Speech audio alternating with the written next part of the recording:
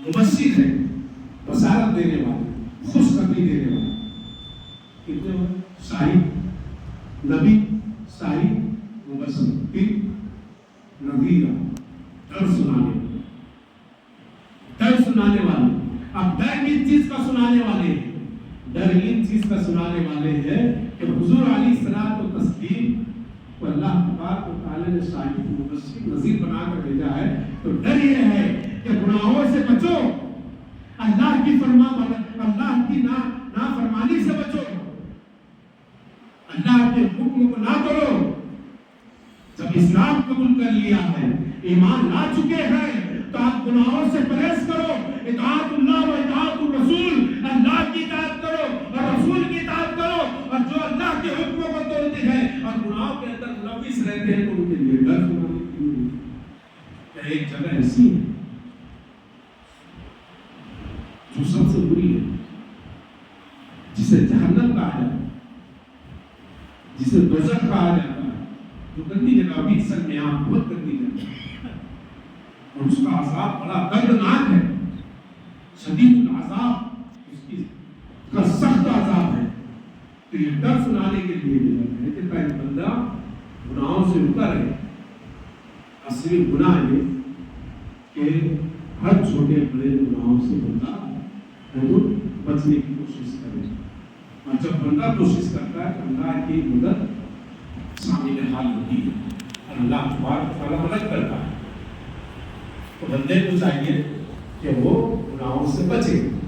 تو حضور علیہ الصلوۃ والتسلیم ڈر سنانے والے. اب ڈر سنانا ان چیز کا کبھی حضور نہ دیکھے ہوتے تو ڈرائے تو الگ بات، لیکن اللہ فرما رہا ہے کہ ہم نے آپ کو شاہد بھی بنایا، ہم نے آپ کو مبشر بھی بنایا، ہم نے آپ کو نذیر بھی بنایا. تو اللہ کا کلام ہے کہ حضور جب دنیا میں تشریف لانے والے تھے تو اس سے پہلے ہی اللہ نے اپنی تمام قدرت کا مشاہدہ بنا کر حضور کو شاہد بنا دیا. شاہد بنا دیا. حضور نے جنت بھی دیکھی. یہ معراج کی رات کو بعد کی بات ہے. ارے وہ تو ایسا ابھی نہیں کہ ہر رات میں راج ہے، ہر رات میں راج ہے. جب چاہے اپنے اللہ کا دیدار کرو، جب چاہے. ہم کبھی آنکھ بند کرے سو جائے، نہ جانے کدھر سے کدھر نکل جاتے ہیں خوابوں میں، لیکن مصطفیٰ آنکھ بند کرے کہیں نہیں سیدھے اپنے رب کے پاس اپنے رب کا دیدار کرتے ہیں. اور حضور فرماتے ہیں کہ تمہارے سونے سے تمہارا وضو ٹوٹ جاتا ہے، لیکن میرے سونے سے وضو نہیں ٹوٹتا ہے، کیونکہ میرا دل نہیں سوتا. یہ اللہ کے دیدار میں لگا ہوا ہے، اللہ کے ذکر میں لگا ہوا ہے. تو یہ ایسی شان والا نبی ہے، یہ مثال نبی ہے. تو اللہ نے فرمایا الی اللہ بإذنہ، اور اللہ کے حکم سے اللہ کی طرف دعوت دو. سراجا منیرا، اور آپ روشن ہیں. سراج کہتے ہیں سورج کو، سورج جو ہوتا ہے اسے سراج کہتے ہیں، منیر کہتے ہیں چاند کو. سراجا منیرا، اور یہ ایسا سورج ہے کہ یہ جو سورج جو نکلتا ہے مشرق سے نکلتا ہے، مغرب غروب ہوتا ہے. جب سورج نکلتا ہے تو سبھی کے اوپر کی وادی کے اوپر تو روشنی ہو جاتی ہے، نور پھیل جاتا ہے، ظلمت ختم ہو جاتی ہے، اندھیرا ختم ہو جاتا ہے، چاروں طرف روشنی روشنی ہوتی ہے، اجالا کر دیتا ہے. یہ سورج کی تاب پوری دنیا کو روشن کرتی ہے. لیکن قسم خدا کی، آمنہ کا لال ایسا سورج ہے جو مکے میں چمکا اور ہزار دلوں کے گمراہ ان سینوں کو وادی نور سے بھر دیا، نور کے ہدایت سے بھر دیا، روشنی بھر دیا. اور یہ سورج صرف زمین کے اوپر چمکتا ہے. آمنہ کا لال ایسا سورج ہے جو قبر میں بھی چمکتا ہے،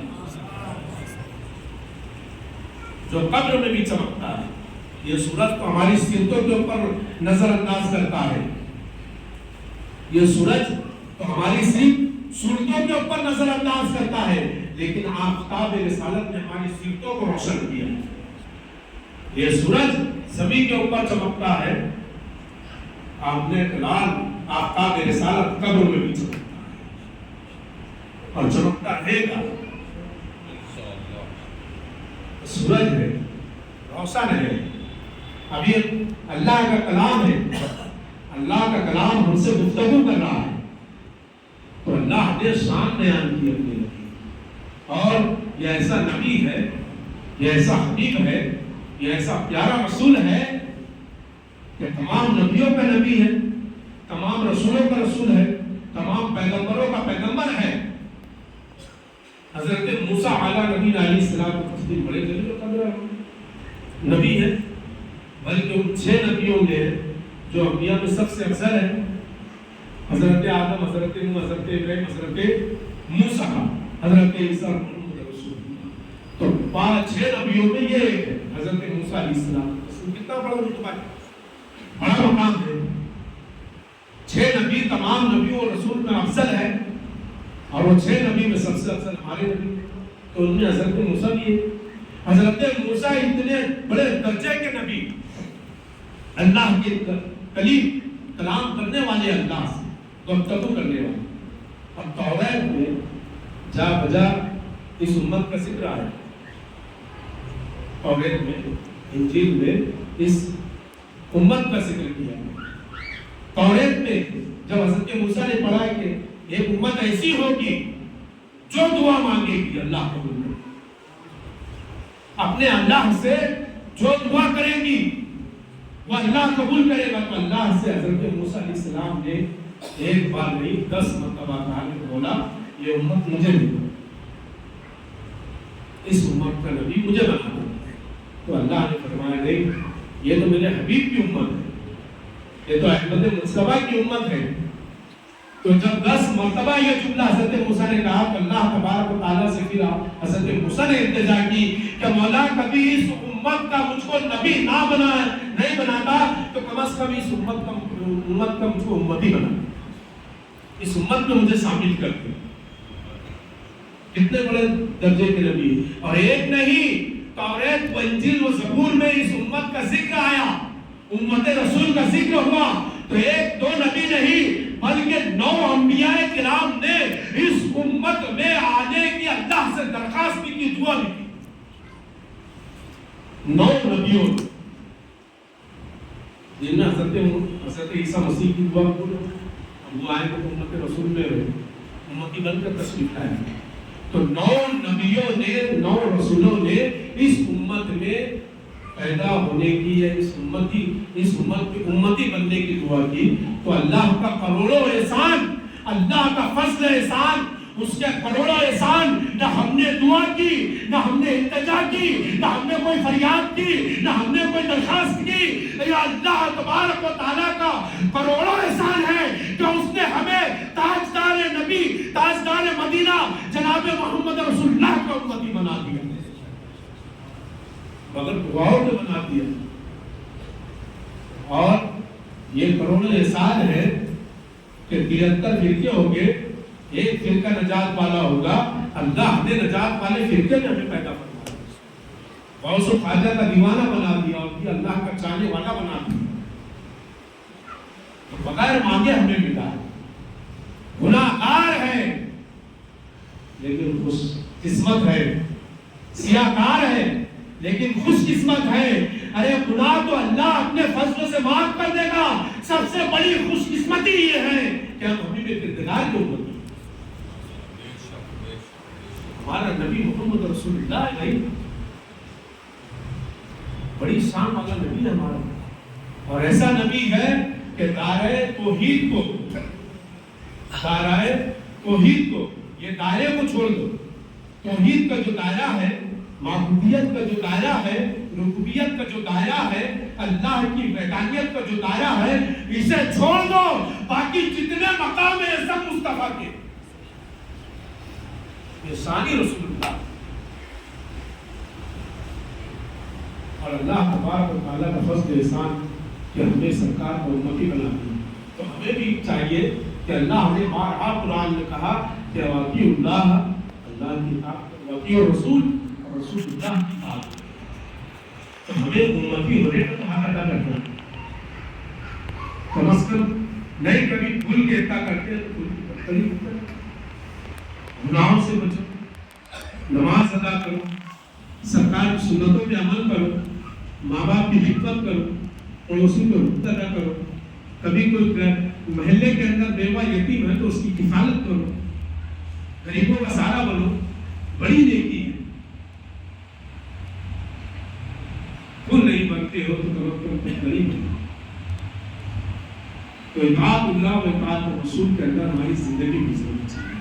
کبھی اللہ نے ہم پر اتنا بڑا فضل کیا ہے تو اس کے فضل کی ہمیں تعظیم کرنا چاہیے کہ ہل جزاء الاحسان الا الاحسان، احسان کا مطلب کہ احسان ہی ہے۔ اللہ نے تو ہم پر احسان کیا، لقد من اللہ علی المؤمنین اذ بعث فیہم رسولا، کہ اللہ تبارک و تعالیٰ نے مومنوں کے اوپر احسان کیا کہ ہم نے انہی میں سے ایک رسول بھیجا۔ تو احسان کیا اللہ نے تو ہمیں احسان کا مطلب تو احسان سے دینا چاہیے۔ نماز پڑھیں، اور سب سے زیادہ افضل عبادت اور سب سے پیاری عبادت، بندے کا فائدہ، ساری بیماری اس سے دور ہوتی ہے، نماز سے دور ہوتی ہے۔ قرب الہی نماز سے ملتا ہے، فضیلت نماز سے ملتی ہے، مقام نماز سے ملتا ہے، ولایت نماز سے ملتی ہے، اور ایمان کی دولت نماز سے ملتی ہے۔ کافر میں اور مسلمان کے اندر کبھی سب سے زیادہ کوئی فرق کرتی ہے تو وہ نماز کرتی ہے، اس لیے کہ مومن نماز پڑھتا ہے اور کافر نماز نہیں پڑھتا۔ تم جتنا اللہ کی بارگاہ میں جھکو گے اتنا بلند مقام پاؤ گے۔ عاجزی کے ساتھ جھکو، خشوع و خضوع کے ساتھ جھکو، محبت کے ساتھ جھکو، انکساری کے ساتھ جھکو۔ جتنا اللہ کی بارگاہ میں جھکو گے اللہ ان کا سر بلندی عطا فرمائے گا۔ اور کبھی ہم نے یہ طریقے چھوڑ دیے تو آج تمہارے سامنے ہے دنیا کا مزاج کہ جب ہمارے اعمال گندے ہوئے، جب ہم بد اعمال ہوئے اور طریقے کار مصطفیٰ کو چھوڑے تو وجہ بربادی بن گئی، ہمارے نصیب بربادی کے اندر مبتلا ہوئے۔ تو ہمیں چاہیے کہ ہم اللہ کی بارگاہ میں خشوع و خضوع کے ساتھ حاضر ہو، توبۃ النصوحہ کرے، اپنے گناہوں سے توبہ کرے کہ اللہ تعالیٰ اپنے حبیب پاک علیہ السلام کے قدم پاک کے صدقے اور کفایت ہمارے گناہوں کو معاف فرما دے اور ہمیں اطاعت گزار بندوں میں شامل کر دے، اس کے محبوب بندوں میں شامل کر دے، عبادت کرنے والے بندوں میں شامل کر دے۔ تو اللہ تبارک و تعالیٰ یقیناً دعا کو قبول کرنے والا ہے، لیکن بات دل سے نکلے، جو بات دل سے نکلنا قبول، ہزاروں کی تعداد کی وجہ سے نہیں آتا، کوئی اللہ کا ایک مقبول بندہ کھڑے ہوتا ہے انقلاب برپا ہو جاتا ہے۔ انقلاب لانے کے لیے ایک ہی کافی ہوتا ہے، میں تو اکیلا ہی چلا آپ کو شاہدن حاضر و ناظر بنا کے اب دل پہ ہاتھ رکھ کے کہو کہ قرآن ہم سے کلام کر رہا ہے تو نبی حاضر و ناظر ہے کہ نہیں؟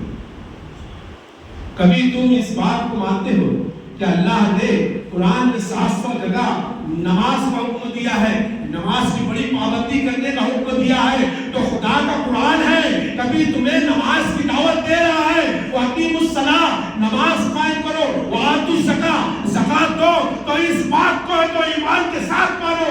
یا ایھا النبی اِنَّا أَرْسَلْنَاكَ شَاہِدًا مُبَشِّرًا وَنَذِیرًا، یہ وہ نبی ہے جو ہر وقت تمہارے اعمال سے باخبر رہتا ہے، حاضر و ناظر ہے اپنے اللہ کے ساتھ، اپنے اللہ کی ملکیت اس کے ساتھ حاضر و ناظر۔ تو نبی حاضر و ناظر،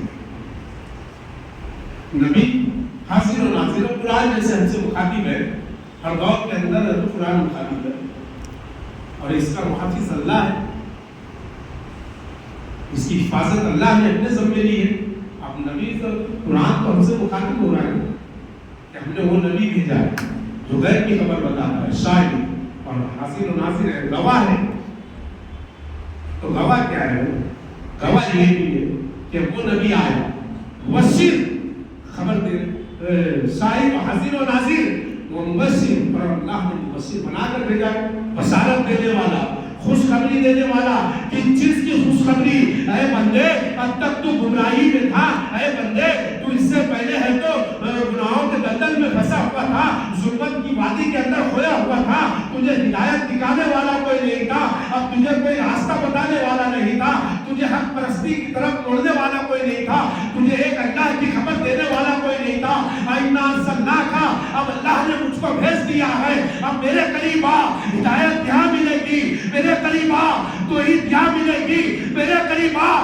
خدا کا قرب تجھے ملے گا. میں تجھے ظلمت کی وادی سے نکال کر نور اور برکت کی وادی کے اندر ہے تو کھڑا کر دوں گا. میں تجھے ہدایت کا نور عطا کر دوں گا. تیری ظلمت کے بڑے سینے کو ہدایت کے نور سے روشن مجلا کر دوں گا. یہ کون کہا؟ حضور علیہ السلام. اب حضور کے قریب جانا ہدایت کے قریب جانا، حضور کے بارگاہ تک پہنچنا خدا کے قرب تک پہنچنا ہے. اب کبھی کوئی یہ کہے، نعوذ باللہ من ذالک، جو قرآن کی آیت ہے کہ یہ لوگ اپنے بتوں کی عبادت کرتے ہیں، نذر و نیاز چڑھاتے ہیں، منتیں مانگتے ہیں بتوں کا، اور یہ سوچتے ہیں کہ انہیں اللہ کی قرب مل جائے. قرآن کی آیت ہے. اور کبھی اس آیت کو تم کبھی اولیاء اللہ، صحابہ، تابعین، بزرگان دین، صحابہ اور انبیاء اور رسول اللہ کرام سے ہے تو کبھی اس کو جوڑیں گے تو یہ تمہارے لیے بڑی برائی ہے. کیونکہ قرآن کا فرمان ہے وہ دل بھی کثیر و یہدی بھی کثیرا، اس کو زیادہ تر اکثر لوگ پڑھ کر گمراہ ہو جائیں گے اور اکثر طبقہ اس کو پڑھ کر ہدایت یافتہ ہو جائے گا. تو قرآن کو پڑھنے کے لیے سب سے پہلے تمہیں حضور علیہ السلام کی تصدیق کو سمجھنا ہے، حضور کی ذات سے محبت کرنا ہے، حضور سے عشق کرنا ہے. جب تک تاجدار مدینہ سے تمہاری محبت نہیں ہوگی، جب تک تاجدار مدینہ سے تمہارا عشق نہیں ہوگا، نہ تمہارا ایمان مکمل ہوگا، نہ تمہارا اسلام مکمل ہوگا. طریقہ مصطفیٰ کو چھوڑنا وجہ بربادی، حضور کے طریقے کو چھوڑ دینا بربادی کی وجہ بنتی. حضور علیہ السلام کو تصدیق کی شان یہ ہے، جیسے قرآن ہم سے مخاطب ہے، حضور علیہ السلام کو تصدیق ہم سے شاہد ہے، حاضر و ناظر ہے، ابھی موجود ہے. اب کوئی بولے کہ کہا ہے میں کچھ دور اللہ کا ہے، بھائی اللہ کا ان اللہ علی کل شیء قدیر، وہ تو ہر شے پر قادر ہے، قدرت رکھتا ہے، وہ تو ہر چیز کو جانتا ہے. کہ تم نے اللہ کو دیکھا ہے؟ کہ تم نے فرشتوں کو دیکھا ہے؟ کیا تم نے کرام کاتبین کو دیکھا ہے؟ کیا تم نے علماء کو دیکھا ہے؟ کیا تم نے جنت کو دیکھا ہے؟ بولے اللہ، ارے تجھے توحید کا پتہ کون بتایا؟ وہ ایک اللہ ہے، وہ ایک معبود ہے، اس کے سوا کوئی عبادت کے لائق نہیں. وہی سبحان ہے، وہی حنان ہے، وہی منان ہے، وہی عبادت کے لائق ہے. یہ تجھے بتانے والی ذات کون سی ہے؟ تو یہ ذات محمد ہے، یہ ذات مصطفیٰ ہے، جس نے ہمیں پتہ بتایا کہ اللہ ایک ہے. بتانے والا ہی ایک، بتانے والا محمد رسول اللہ ہے کہ اللہ ایک ہے.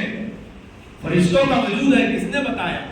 جبرائیل آتے ہیں وہی لے کے کون بتایا؟ یہ سب تو حضور علیہ السلام کی تصدیق نے بتایا. بتانے والے کو بھول جانا اور اس کے بتائے ہوئے کو مان لینا، یہ نہیں ہو سکتا کہ بھائی ہم حضور علیہ السلام کو تصدیق کا کلمہ پڑھیں گے، انہوں نے جو بتائے ہیں وہ عمل کریں گے، لیکن حضور کی ذات کو نہیں مانیں گے تو مسلمان نہیں. پوری زندگی لا الہ لا الہ کا رٹا مار لو، جب تک تم صدق دل سے محمد رسول اللہ نے اندر ایمان مکمل نہیں ہو. ناقابل قبول ہے، اللہ کی بارگاہ میں منہ پر مار دیا جائے گا. جب تک تمہارا دل اس کے رسول سے معمر نہیں ہوتا، جب تک ایمان تمہارا مکمل ہو نہیں سکتا. تو مبشر بنا کر بھیجا ہے، بشارت دینے والا، خوشخبری دینے والا. یہ انسان جب تک گمراہی، ظلمت اور کفر کی وادی کے اندر بھٹک رہا تھا، یہی رسول تھے جن نے ہاتھ پکڑ کر اسے وادی نور کے اندر لا کر کھڑا کر دیا اور توحید پرست بنا کر اسے بشارت دی کہ اللہ کی عبادت کر، اللہ کو یک مان، اللہ کو سبحان مان، اس کی عبادت کر، اس کا ذکر کر. اللہ یکتا ہے. جب تو ایسا کرے گا تو اللہ تبارک و تعالیٰ تجھ کو انعام و اکرام سے نوازے گا. اس کا انعام کیا ہوگا؟ اس کا قرب ملے گا، اس کی محبت ملے گی اور اس کے بدلے تجھے جنت ملے گی. جنت کی خبر دینے والا، نجات کی خبر دینے والا، بخشش کی خبر دینے والا، یہ ہمارا مبشر ہے. اللہ نے بھیجا شاہد بنا کر بھیجا. اب شاہد جو ہوتا ہے وہ ہر چیز کا مشاہدہ کر کے آنے والا، مشاہدہ دیکھنے والا. جب تک بھائی تم چاند نہیں دیکھو گے شاہد کیسے ہوگا؟ کبھی انسان چاند دیکھ لے تو شاہد ہوتا ہے، دیکھ کر آیا ہے، میں نے چاند دیکھا ہے، میں حنفی گواہی دیتا ہوں. اللہ اس کے رسول حاضر و ناظر جان کر بولتا ہوں کہ میں نے چاند دیکھا، تو اسے شاہد کہتے ہیں، یعنی یہ حاضر و ناظر ہے وہاں. تو مشاہدہ کرنے والے ہوں. تو حضور علیہ الصلوۃ و تسلیم تو سارا مشاہدہ کر کے ہے. ہر چیز کا مشاہدہ، جنت کا مشاہدہ، ہر چیز کا مشاہدہ کر کے. اور یہ شاہد کا جو جملہ ہے یہ بڑا بھاری جملہ ہے. وَكَذَلِكَ جَعَلْنَاكُمْ أُمَّةً وَسَطًا لِتَكُونُوا شُهَدَاءَ عَلَى النَّاسِ وَيَكُونَ الرَّسُولُ عَلَيْكُمْ شَهِيدًا. قرآن کو بار بار کہا کہ ہم نے اس امت کے لیے انسانوں کے اعمال پر ہم ان کے لیے رسول اللہ کو شاہد بنا کر کے شاہد بنایا، گواہ بنایا. ہر جگہ رسول گواہ ہے، ہمارے اعمال پر گواہ ہے. ہم کیا کرتے ہیں رسول جانتے ہیں. یا النبی، لغوی معنی ہے نبی کے غیر بتانے والا. اسی لیے صحابہ سے حضور علیہ السلام کی تصدیق نے فرمایا کہ میرے صحابہ اپنی صفوں کو درست کر لیا کرو، کھانے سے کھانا ملا کے کھڑے رہا کرو، اور دل کو کاموں میں رکھا کرو. کیوں؟ اس لیے کہ جیسے میں آگے دیکھتا ہوں اسی طرح پیچھے بھی دیکھتا ہوں. تم جس طرح کھڑے ہوتے ہو، کبھی تمہاری صفیں ٹیڑھی ہوتی ہو تو میں پیچھے سے بھی دیکھتا ہوں، اور صرف تمہاری صفوں کو نہیں بلکہ تمہارے دل کے اندر جو خشوع و خضوع ہوتا ہے اسے بھی دیکھتا ہوں، تمہارے خشوع و خضوع کو بھی دیکھتا ہوں. اور یہ کائنات کو اللہ نے حضور کے لیے مسخر کر دیا، سمٹ لیا. سمٹ جلد چل رہے لپیٹ دیتا ہے انسان، سمٹ دیتا ہے، اسی طرح یہ کائنات کو سمٹ لیا گیا. حضور فرماتے ہیں میں اللہ کی کائنات کو ایسا دیکھتا ہوں جیسے اس طریقے اپنے ہتھیلی کو کوئی دیکھ رہا ہے، جیسے اپنے کوئی ہتھیلی کو دیکھ رہا ہے، اسی طرح میں اس کائنات کو دیکھتا ہوں. صرف کائنات نہیں دیکھتے، کائنات میں بسنے والوں کو بھی دیکھتے ہیں. اور صرف بسنے والوں کو نہیں دیکھتے ہیں، کائنات میں جتنی مخلوق ہے وہ مخلوق کے اعمال کو بھی دیکھتے ہیں، ان کے دل کے حال کو بھی دیکھتے ہیں، ان کی نیت کو بھی دیکھتے ہیں، اور کون سے قبیلے کا ہے، کون کس کا بیٹا ہے یہ بھی جانتے ہیں. سبحان اللہ، سبحان اللہ. شاہد ہے، حاضر و ناظر. قرآن کے ہر فرمان کو مان رہے ہیں بھیا. وآتوا الزکاۃ، زکات دے رہے ہیں نا، واقعی الصلاۃ، نماز پڑھ رہے ہیں نا. یہ فرمان تو 1400 سال پہلے نازل ہوا نا، تو یہ فرمان بھی 14 ذات کے اندر لوگ سے نکالا ہے. کہ اس نے ایسا رسول بھیج دیا، اس نے اپنا ایسا پیغمبر بھیج دیا جس کے اندر نقص ہے نہیں، بلکہ جیسی شان اللہ کی ہے اس نے اپنی شان کے مطابق اپنے حبیب کو بھیجا ہے. ہمارا اللہ پاک ہے، سبحان ہے، بے عیب ہے، تو اللہ نے اپنی شان کے مطابق ہمیں پاکیزہ رسول عطا فرمایا، صادق رسول عطا فرمایا، سچا رسول عطا فرمایا، اور بے عیب رسول عطا فرمایا. اس نے اپنی شان کے مطابق عطا فرمایا. اور جب شان کے مطابق رسول آیا ہے، یا ایھا النبی، اے غیب کی خبر دینے والے، غیب بتانے والے نبی، اِنَّا أَرْسَلْنَاكَ، ہم نے آپ کو بھیجا ہے، شاہداً، شاہد بنا کر، حاضر و ناظر بنا کر. اب دوسری بات یہ ہے، ان الدین عند اللہ الاسلام، اللہ کے نزدیک سب سے بہتر مذہب اسلام. نبی آخر الزمان آ چکے، وما قال محمد رسول اللہ رسول اللہ. نبوت کا دروازہ بند ہو گیا، رسالت کا دروازہ بند ہو گیا. اب کوئی نبی، کوئی پیغمبر، کوئی رسول دنیا میں تشریف لانے والا نہیں. خاتم الانبیاء آ چکے ہیں، اور کتاب اللہ کی آخری کتاب نازل ہو چکی ہے. فرشتوں کا آنا جانا وہی سب ترک ہو چکا ہے، بند ہو چکا ہے. یہ دین آخری دین ہے، اب یہ مذہب آخری مذہب ہے. دین کتاب اللہ آخری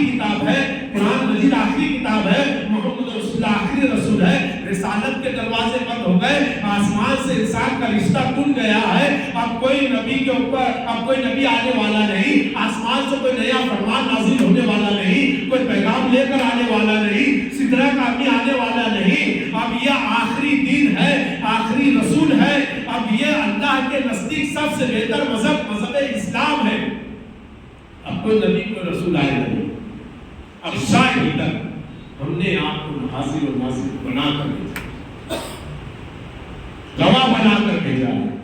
اب ظاہر سی بات ہے کہ قرآن مجید کو لوا یہ ایسا زندہ جاوید معجزہ ہے سرکار کا، حضور علیہ الصلوۃ والتسلیم کا۔ کبھی یہ قرآن 1440 سال پہلے صحابہ کرام سے گفتگو کر رہا ہے تو صحابہ فرماتے ہیں کہ قرآن ہم سے مخاطب ہے، قرآن کبھی یہ کہتا ہے یا ایھا الذین آمنوا اتقوا اللہ وکونوا مع الصادقین، اے ایمان والو اللہ سے ڈرو اور سچوں کے ساتھ ہو جاؤ۔ کبھی قرآن یہ کہتا ہے ان الصلاۃ تنہی عن الفحشاء والمنکر، کہ بے شک نماز بے حیائی بری باتوں سے روکتی ہے، تو یہ صحابہ کہتے ہیں کہ قرآن ہم سے مخاطب ہے۔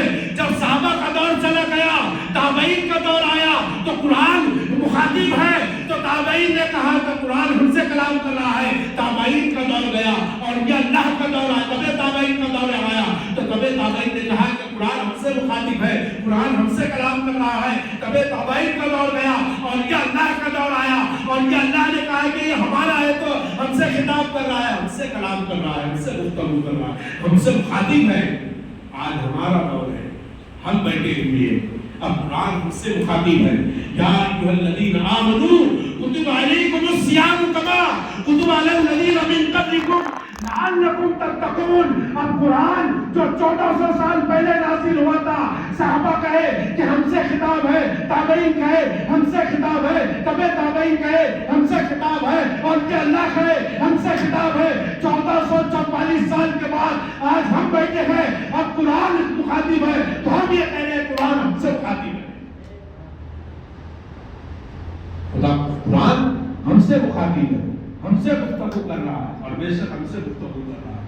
قرآن ہم سے فرما رہا ہے یا ایھا الذین آمنوا کتب علیکم الصیام کما کتب علی الذین من قبلکم لعلکم تتقون۔ اے ایمان والو ہم نے تم پر روزے فرض کیے جیسے کہ تمہارے اگلوں پر کیے تھے، لعلکم تتقون، تاکہ تم متقی اور پرہیزگار بنو۔ خطاب کس سے ہو رہا ہے؟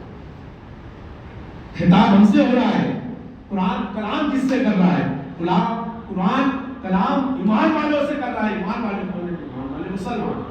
تو قرآن کا معجزہ ہے، ایام معدودہ۔ اِنَّا أَرْسَلْنَاكَ شَاهِدًا مُبَشِّرًا وَنَذِيرًا۔ اور جلدی کسی شان والی آیت ہے کہ پوری شان بیان کر دیا۔